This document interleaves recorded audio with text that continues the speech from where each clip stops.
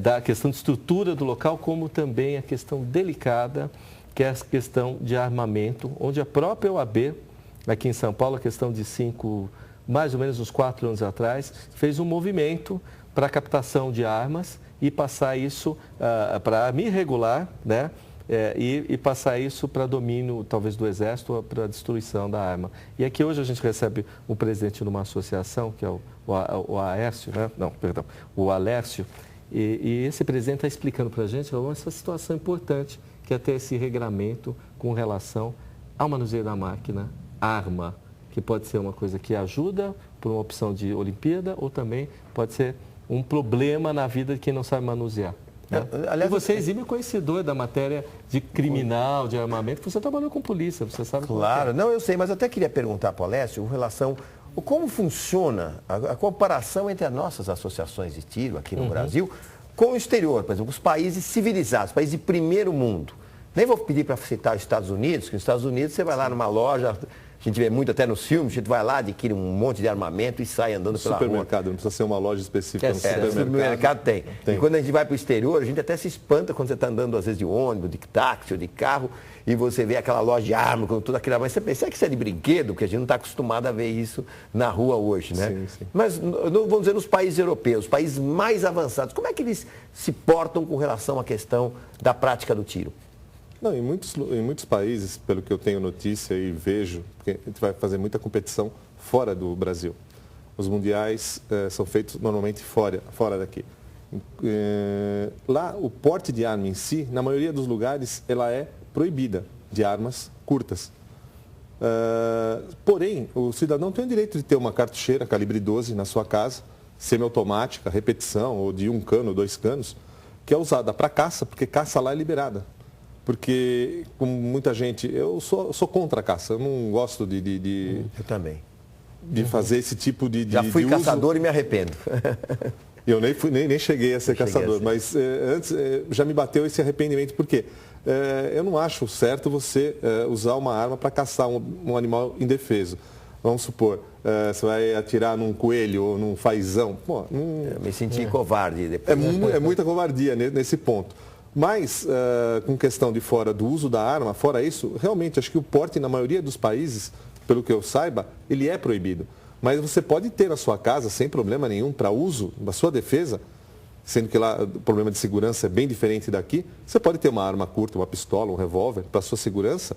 E as armas tipo cartucheiras, que são de cartucho, que não são um projétil único, são vários bagos de chumbo que é usado para caça, para se espalha, é usado principalmente para caça. Porque lá é uma tradição isso daqui. O Brasil não tem tradição de armamento. Nem a nossa história aqui, na parte do Exército, da parte da própria PM, que tinha um acervo enorme de armas, da época da Revolução de 32, submetralhadoras, metralhadoras, são aquelas metralhadoras de tripé, que funcionavam algumas com manivela, outras já no sistema semiautomático. Armas alemãs, ainda da Segunda Guerra Mundial. Fabricadas na Alemanha, americanas. Então, Mauser, né? A famosa Mauser, que chamavam tanto. É uma Mauser, tal, mas são nomes que ficaram porque foram as primeiras a ser produzidas. São armas, assim, que têm valor histórico. Só que aqui, infelizmente, ninguém dá o valor histórico. Se não for os colecionadores particulares, ou seja, aquele indivíduo que gosta realmente da máquina, do funcionamento, de uma peça antiga, que vai ao Exército, pede um CR de colecionador, tá? Tem o tempo lá do trâmite, as exigências que eles fazem e tudo mais, ele consegue esse CR de atirador. Aí o que acontece? Ele vai começar a procurar um acervo pelo Brasil, ou às vezes até em troca com outros colecionadores. E é uma coisa difícil, porque quase não tem. A maioria do pessoal, quando teve a entrega de armamento e tal, entregou muitas peças, que às vezes era do bisavô, do avô, mas peças que faziam parte da nossa história. As beretas, né? Eu lembro com tanto... As próprias Mausers, Luger também, alemã, que tem muitos aqui no Brasil. Eu cheguei a ver gente que tinha Luger alemã. Vários fabricantes europeus, tinha aqui americanos e tal. Por quê? Lá tem uma tradição. Teve até uma época, isso me diziam pessoas do meio, mas antigas, uma delas até é falecida agora, que teve uma época que os americanos mandaram para o Brasil caçadores, hunters, né? Não para caçar, mas para procurar na parte do nosso Nordeste, na época do Lampião e tal, foi mandada muitas Winchester, chamadas Yellow Boy, que faz parte da história dos Estados Unidos.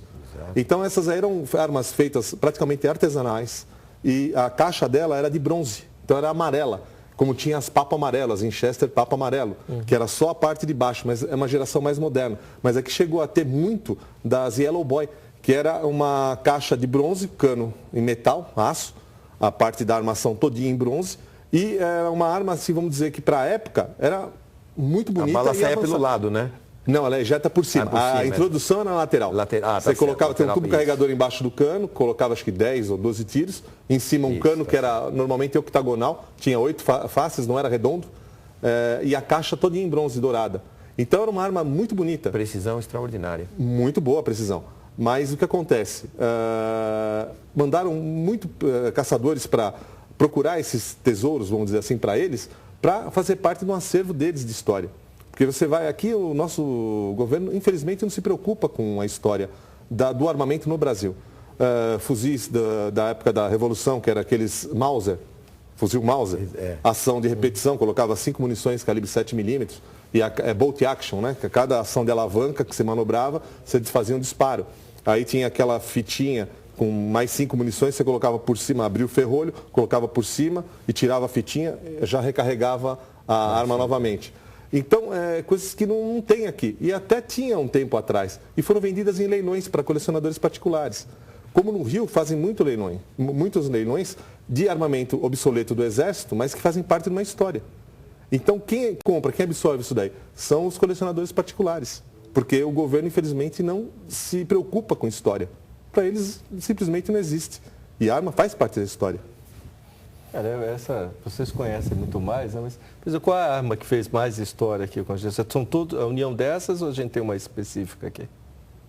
Olha, uma arma curta que era muito usada pela Força Pública antigamente era a Mauser, modelo C96, que usava um cartucho que era uma garrafinha minúscula, que foi substituída depois, a própria arma foi substituída para virar 9mm Parabellum, que era uma munição mais moderna, mais recente.